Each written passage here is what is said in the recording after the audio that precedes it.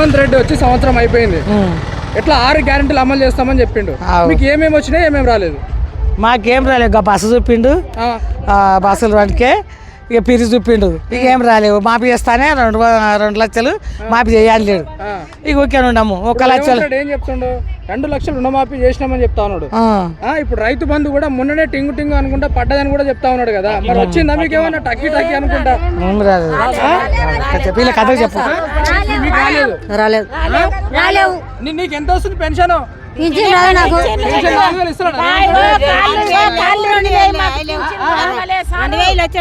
వాళ్ళకి వచ్చినాయి. చెయ్యింది కాలు ఇరిగింది, పింఛన్ కూడా లేదు. పెన్షన్ రావట్లేదు. ఎట్లా మంచిగా ఉందా అమ్మ? మరి గ్యాస్ పథకం కూడా చెప్పిండు కదా. లేదు లేదు ఏది లేదు. లేదు. ఇప్పుడు సర్పంచ్ ఎలక్షన్ వస్తా ఉన్నది కదా, అన్నందుకు ఇప్పుడు మెల్లగా పైసలు వేస్తుండ్రు 2 అద్దెకరాలకు 10 ఎకరాలకు అంటున్నాడు. ఎవరికి రాలేవు. అంటే మంచిగా లేదు కాంగ్రెస్ ప్రభుత్వం. ఎవరు మంచిగా చేసిన పనులు? కేసీఆర్ మంచిగా చేశారు. మా కాళ్ళు నొప్పిలైనా కూడా కేసీఆర్ నీళ్ళు వచ్చి పట్టుకొని మేము తాగుతున్నాం. ఇప్పుడు ఏడవైతే తెచ్చుకునికే మాకు గీడే లేదు. ఇప్పుడు నీళ్ళు లేవు. కేసీఆర్ ఉన్నప్పుడు నీళ్ళు వచ్చినాయి. ఇంటికాడికి వచ్చినాయి.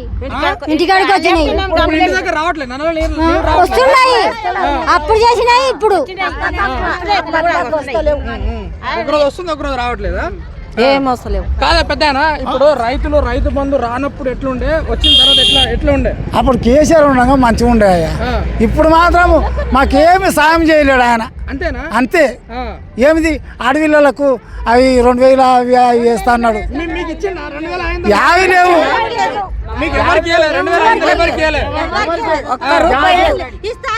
ఆశ ఒక్కటే పెట్టిండు. ఆశ ఒకటి మంచిగా నీరు ఆశ పెట్టిండు. తీసుకుని రేవంత్ రెడ్డి మీ అందరి గురించి ఆలోచించే కదా మీకు బస్సు ఫ్రీ.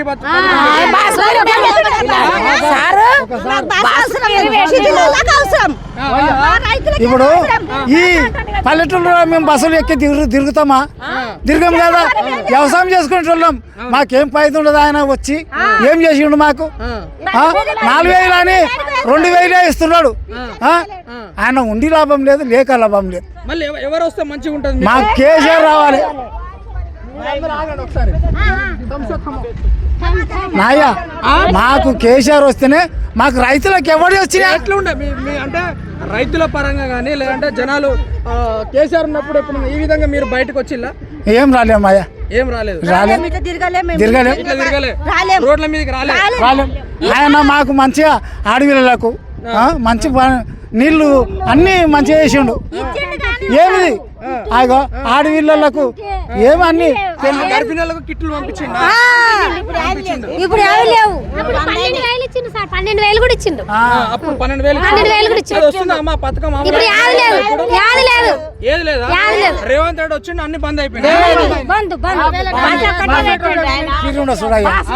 బస్ ఒకటి మనకేమున్నది మా పిల్లలకు లేదు సార్. రెడ్డి ఆయన 6 గ్యారంటీలు పెట్టిండు సార్. 6 గ్యారంటీలు పెట్టిండు. 6 గ్యారంటీలలో ఒక పథకం అమలు ఏమింది? బస్సు పథకం పెట్టిండు. బస్సు పథకం ఏం చేసిండు? 10 బస్సులు నడిచేడుతానా 2 బస్సులు నడుస్తున్నాయి.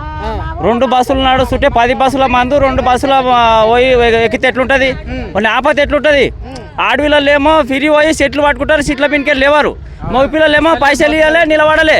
ఇట్లా కాలు పెట్టి ఇట్లా తీతం అంటే సందులు ఎక్కుతుంది. ఇదే రేవంత్ రెడ్డిని తాండూరు నుంచి మహబూబ్నగర్ వరకు, మహబూబ్నగర్ నుంచి తాండూరు వరకు నార్మల్ వ్యక్తిలాగా బస్సు ప్రయాణం చేయమను. ఆయనకు బస్సు పథకం ఏంది అనేది అర్థమైతే సుక్కలు చూస్తాడు. ఒకే కాలు పెట్టి కాలు తీతామంటే సందులు ఎక్కుతుంది బస్సుల. ఆడవిళ్ళకి ముసలోళ్ళు ఒకసారి రేవంత్ రెడ్డి ఏం చెప్పిండు? మా అక్క చెల్లెలు మా అమ్మలు ఎవరు బాధపడొద్దు అనుకుంటా చెప్పిండు కదా. అవును.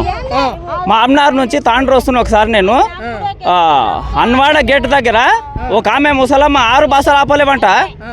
6వ 7వ బస్సుకు ఆమె ఇట్లా ఆలడ వాడితే బస్సు కింద వాడి ఇట్లా దొలుకుంటూ పోతే కూడా బస్సు ఆపకుండా పోతున్నాడు. ఆమె కింద పడ్డది. ఇంకా జర అయితే టైర్ కింద పడుతుండే. ఇప్పుడు మీ అందరికి ఎవరు రావాలి? మళ్ళీ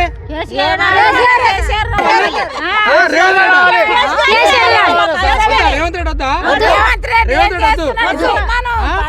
మళ్ళీ కేసీఆర్ రావాలి.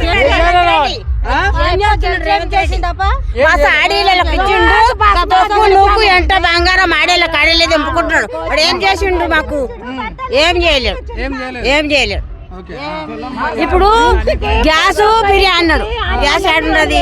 కాదు, ఇప్పుడు మీరు అందరు ఇక్కడ ఉన్న వాళ్ళకి మీరు అందరు కొడంగల్ కిందకి వస్తాయి కదా, కొడంగల్ ఇప్పుడు మళ్ళీ గెలిపిస్తారు గెలిపారా? ఇక అయిపోయింది. అయిపోయింది. వాడికి చెప్పు దెబ్బలు తినేటట్టే ఉన్నాడు.